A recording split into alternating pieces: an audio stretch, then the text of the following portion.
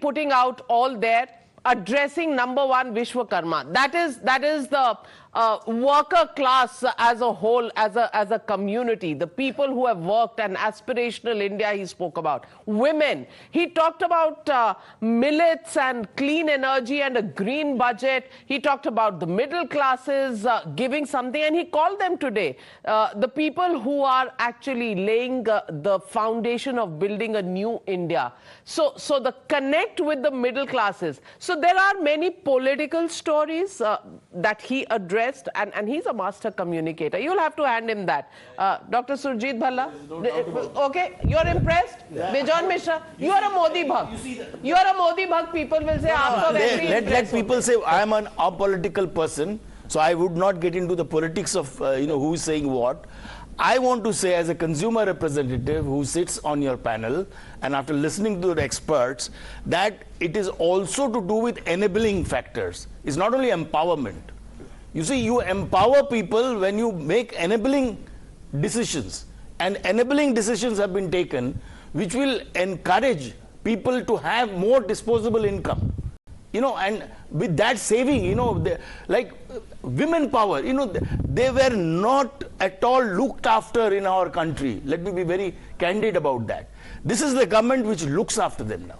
They're telling them that you will generate employment. For us. Sorry? You're important for us. You are important for us. And it is important for the country. If the country has to grow, women empowerment is extremely important in our country, who were always neglected. So you can imagine, if that purchasing power within women community comes in our country, where it will grow, the way it will grow, all these investments which we are talking about. See, I am all the time thinking about that, how do we ensure that the states get more accountability? Because you see, the allocation which he has done now, our Honorable Finance Minister, she has done an extremely, again a woman. A woman takes that leadership. You see, what a great budget she has done. What is in that budget? It shows that where you have not been able to spend, don't put allocation there. Put it in some new innovative way. Put it in such a place where it can be used. You see, all these farmers, that debate which was going on, with those political leaders, they never mentioned that that allocation got reduced because it never got utilized. I know at least about, Fasal Bima Yojana. Most of the state governments did not utilize, did not empower the farmers to get that product. And that is what triggered the thought process that we need to think of innovative manner how to encourage entrepreneurs to get into farming business. Youngsters, the youths, you see, it's completely innovative, let me tell you. Highly creative. And what I am really telling you is, Navika, I'm not any political this thing, but what the Prime Minister has captured is directly, in a simple language, his vision. He wants to see Amrit Kaal coming into India. He wants to show the world that we mean business, and we are going to do solid business because we have got the highest consumption in the world.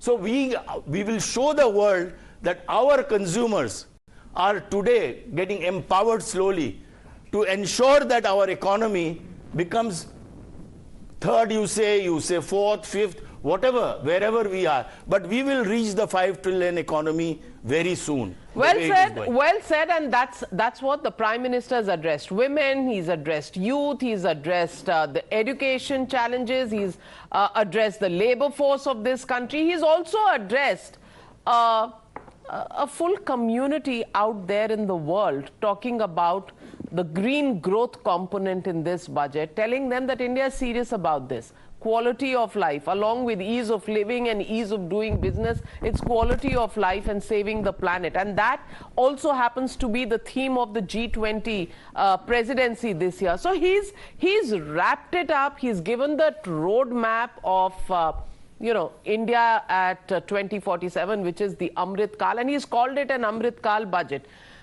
Gautam Chikramane, I mean, politics apart, the fact is that even people like Shashi Tharoor came out and could not find too much to criticize. You talk about Hasib Drabu, probably not from the same stable as the BJP and the Prime Minister, but cannot find much to question. Samajwadi Party leader was with us, could not find much to. Now, rhetorically, you can say whatever you want to say, but there has been something for everybody, for every sector, for every segment, with the big picture and the roadmap not being disturbed. Now, that, do you think, was the Herculean ask, and it's been delivered? I think every budget does that. There are these fixed paragraphs. The first 5 paragraphs will be on agriculture. Next 5 will be on vision statements. Next will be on industry, and so on. So I think there is a formula to the budget, which this budget has also gone plus minus. No, but every budget doesn't pay so much attention to increasing farm loans and to increase capital in infrastructure for. That's what I'm saying. That's what I'm saying. I'm saying in the delivery of the budget, everybody is always. Delivery and format is fine. But I'm saying the substance, to say this for every segment, there is something specific for every sector. Am I wrong, Dr. Bhalla? No, I think it's the content. It's the content more than the structure of the budget. Yeah. Look, I think the driving content of this budget, to me, for now, in the first reading and listening, is growth. And I think growth will deliver the other components that we have been discussing in the pre-budget here. For instance, jobs. For instance, wealth. Mamata Banerjee has said startups. Nothing for jobs in the budget. So that's again, you're pulling me back into politics, which I'm There is no life without I politics, agree my with you, friend, in a but democracy. I'm just saying that the focus on growth. Don't you vote? But healthy politics. The focus on growth is so much that it will take all the other ships. For instance, let me give you another example. I think you and I, we started our professional lives about the same year. I started in 1992. You must have been 1 or 2 years here, little here and there. Before you, right? yes. I'm your senior. Since you may then, want to call me Navika ji. Since then, haven't you seen every person around you rise over the last 30 years? What happened 30 years ago? Economic reforms happened. Yeah. Haven't you seen all the boats rise? I think we are in part of that same process. Not this particular budget, but this entire approach to budget making from 2014, 15. Like I said, it's a budget in motion. It's continuing, and I think after the last 2 years of risk management or wading through economic hardships, we are now back to growth. I see growth happening. I see global capital coming. I see jobs being created, startups. I also see that the urban infrastructure needed to support expats or top quality manpower, thinkers, writers, software developers, entrepreneurs, startup people also will have to rise. Right now, our urban infrastructure, civic amenities is below par. Our universities. But if you read the fine print, town planning has been given, some incentives. I know, but it's going to take some time. It will, but I'm saying the roadmap is there. We need to look at this budget work in progress. As a work in progress towards that direction, but definitely underlined by growth. Well, Rajeev Mantri, I'll come back to you when we come back, because it's great to have Mantri in your name and Mantri's point of view.